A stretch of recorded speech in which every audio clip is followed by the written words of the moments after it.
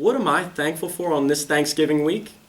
A brand new episode of Mighty Mac Week in Review. How are you guys? My name's Dave Molinaro. I'm joined here by my partner, Britt Merkel.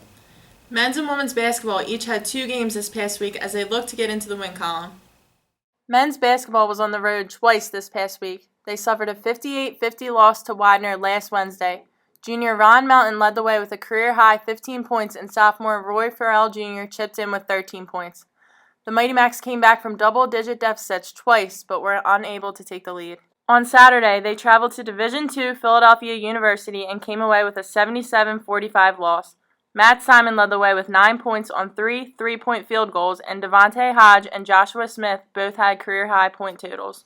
The Mighty Macs will play their CSAC opener tonight against Marywood at 8 p.m. in Alumni Hall. And if you can't make it out to the game, make sure you watch the live broadcast with Dave on GoMightyMacs.com. The women's basketball team had 2 non-conference games earlier this week. Let's take a look. IU hosted Moravian on Thursday, looking to bounce back from a 4-point loss to Rowan last weekend.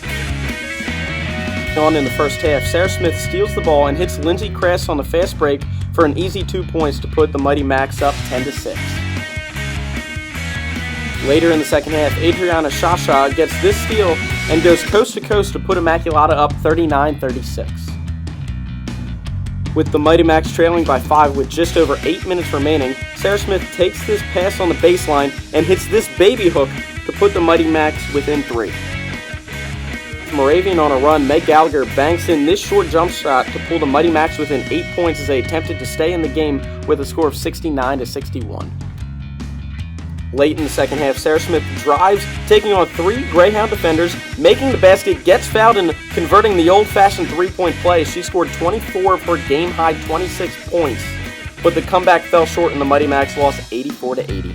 As said earlier, Sarah Smith led the way with 26 points and 7 rebounds, and Adriana Shasha contributed 14 points and 6 rebounds herself, but the Mighty Macs fell to an 0-2 record.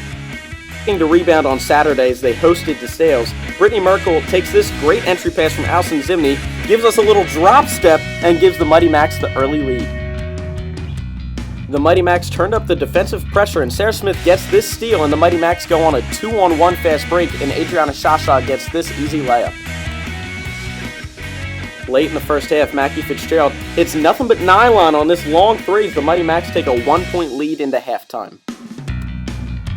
The Mighty Macs trailing midway through the second half, Riley Larkin drills this 3-ball from the corner to tie the game up at 43-43 with just under 9 minutes to go in the game. Now trailing 58-53 with under a minute to go, Sarah Smith hits this tough shot in the lane to cut the score to 58-55, but DeSales would close out the game and deal Immaculata a 63-58 loss. The Mighty Macs fell to 0-3. In that game versus DeSales, Adriana Shasha led the way with 16 points, followed by Sarah Smith with 12 points and 4 rebounds. This Monday, the Mighty Macs will play Lancaster Bible at 6 in Alumni Hall. Just a reminder, women's basketball hosts Lancaster Bible tonight at 6 p.m., followed by the men's team hosting Marywood at 8 p.m. for a doubleheader inside Alumni Hall. That's going to be a wrap for this week's episode. Real quick before we go, Britt, favorite food you're excited for on Thursday? I'm going to have to go with my grandmom's rice pudding. Ooh, sounds delicious. I'm a mashed potatoes kind of guy. Get the gravy, get the corn, mix it all up in there. Nothing's better than that. Sounds good. Well, thank you guys for watching this week's episode of Mighty Mac Week in Review. I'm Dave Molinaro. And I'm Britt Merkel. And go Macs.